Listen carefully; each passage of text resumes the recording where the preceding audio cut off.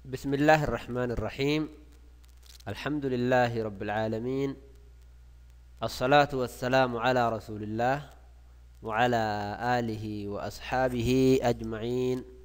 أما بعد، أبلغ كيا أسرت ونسنيهم أكاتا وضوء اتقولة أفان رموتين إسني دبر سجدشودا كانت أنسي afaan amaariffaatiin illee isinii dabarsuu yaalii godha yoo rabbiin kana gargaaru taate. Tokkoffaa akkaataa itti wadda'atan wudu'a godhuudhaaf salaata takka salaatuuf wudu'a barbaachisaa. Salaatuuf dura qulqullina qabaachuu barbaachisaa. Qulqullina jismiitii fi ka qaamaatii fi ka uffataallee qabaachuu barbaachisa jechuu.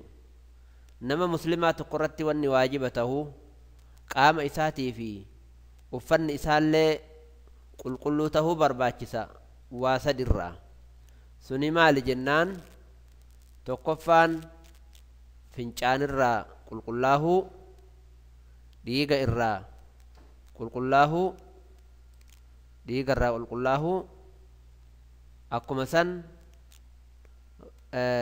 sagaraa irraa qulqullaahu yookaan udaanirraa qulqullaahu jechuu waan ilmi namaa irraa bahu irraa qulqullaahuudha. Asteetti kalaallu kuni dhiigarraa qulqullaahu, akkuma san fincaanirraa qulqullaahu, fincaani kuni akkuma san sagaraa irraa qulqullaahuu jechuudha. Sagaraa irraa qulqullaahuu jechuu. Erga kana geessinee booda akkaataa wudu'aa baranna jechuu. Akkaataa wudu'aa baranna jechuu. Akkatti wadda'annu gurfaa seennaa, mana hammaamaa seennaa akkatti kuni bootaa irraa wudu'a goonuu ni deemnaa. Akka namichi kun deemu kanatti uffata keenya ofirraa lafa keennaa, harka keenya ol marannee akkatti teenna jechuu. Erga teennee booda wanni godhuu qabnu maal fa'a? Tokkoffaatti namni muslimaa tokko yoo wudu'a godhuu barbaade wadda'achuu barbaachisa. Qalbii isaatiin niyyachuu barbaachisa. Erga niyyatee booda bismillaahi jedha jechuu waan rasuulli rabbii sallallahu alaihi wasallam nama wudu'a godhu yoo bismillaahi hin jedhin wudu'in isaa hin jiru jedhaniif jechuu.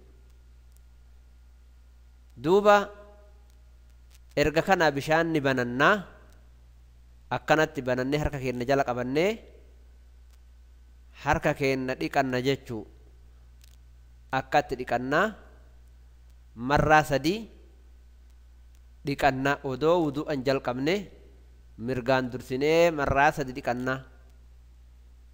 Mirgaan dursinee marraa 3 dhiqannaa. Erga dhiqannee geessinee booda harka keenyaan bishaan fuunee akkanatti afaanitti fudhannee gaddeebifnee ammas fudhannee marraa 3 jechuu afaanitti bishaan afaan keessa erga lulluuqqanne gadi deebifna jechuudha. Erga kana geessinee booda lulluuqqannee gadi tufnee marraa 3 afaanitti eega geessinee booda akkuma kana bishaan fudhannee ammas funyaanitti ol fudhannee gadi dechaafna. Funyaan keessaa gaddeeffanna ammas marraa 3 jechuu. Akkuma mul'atu kanatti marraa 3 fudhannee gaddeebifna jechuudha. Bishaan kana erga ol fudhannee hafuuraan gaddeebifna. Marraa 3 funyaan keenya keessa hafuuraan gaddeebifna. Ol dabarsinee hin jennu achumaan gaddeebifna jechuu akka keessi keenya nu qulqullaa'u.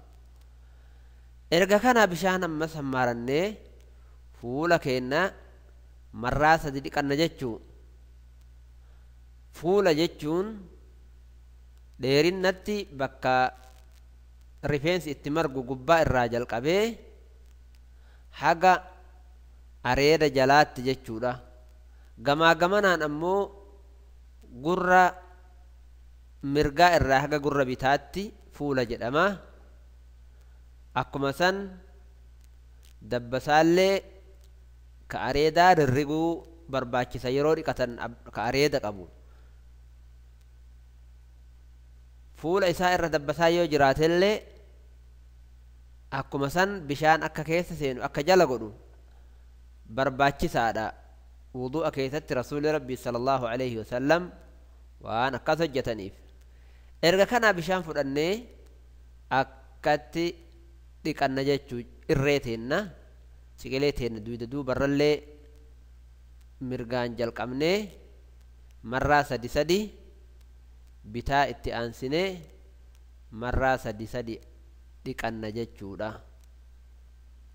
Okay, haga achiitti dhiqanna ciqilee illee waliin dhiqanna jechuu marraa sadii.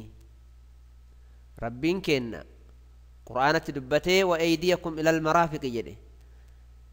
Irree teessanillee harka keessanillee haga ciqilee waliin dhiqadhaa jedhe. Erga kana geessinee booda bishaan fuunee mataa keennaa fi gurra keenna akkatti gurra keessa keennee gurra keenna quyyifanna jechuudha. Mataa keenna quyyifanna mataa keenna quyyifanna jechuudha. Erga mataa keenna quyyifannee gurra keessa quba keenna keennee quba keenna duuballee akkasitti riganna jechuu. Erga mataa haxaawannee geessinee luka keenna dhiqanna faana teenna jalaa fi qubbiin keennallee akkanatti quba keessa naynee bishaan keessa naynee ciqilee kiyyoo wajjiin dhiqanna jechuu. Kiyyoo wajjiin dhiqanna akkuma asteetti ilaallu harka keenna qubbiin lukaa keessa naynee akkasitti dhiqanna jechuu kiyyoo isii waliin. Erga kana geessinee wudu'ni keenna akkanatti haala kanaan sutaa haala kanaan wudu'a keenna geessina jechuu. Duuba wudu'a akkatti wadda'anne kana wanni nurraa cabsu maal fa'a? Tokko waan karaa lamaaniin bahe fincaanii fi sagaraa jechuu. Fincaanii fi haga nam tokko yoo hage yookaan yoo fincaahe wudu'ni isaa cabe. Lammaffaatti hafuurri namarraa bahu duuba namaatiin teessoo namaatiin hafuurri bahu yoo hafuurri bahillee wudu'ni cabee jedhama. Sadaffaatti namni aqliin isaa irraa deemuudha yookaan maraachuudhaan yookaan gaggabuudhaan yookaan machaahuudhaan yookaan hirriba jabaa rafuudhaan hirriba keessatti waa takkan dhageenye rafuudhaan wuduun isaa diigama. Hirribni xiqqaan ka keessatti namichi uf beeku homaa wudu'an cabsu jedhan ka abbaan keessatti uf beeku. Afraffaan qaama isaa kasaalaa fedhiidhaan tuquudha. Fedhiidhaan tuquudha. Yoo fedhiin tuqe waattu irraa baha jedhamee waan yaadamuuf yookaan waan shakkamuuf suni wudu'a irraa barbaachisa. Waan irraa bahaa shakkansaniif wadda'atan jechuu. Akkuma san foon gaalaallee yoo nyaatan foon gaalaa yoo nyaatan hin dhiqatan hin wadda'atan jechuudha. Foon gaalaallee wudu'a namarratti wajjabsiisa.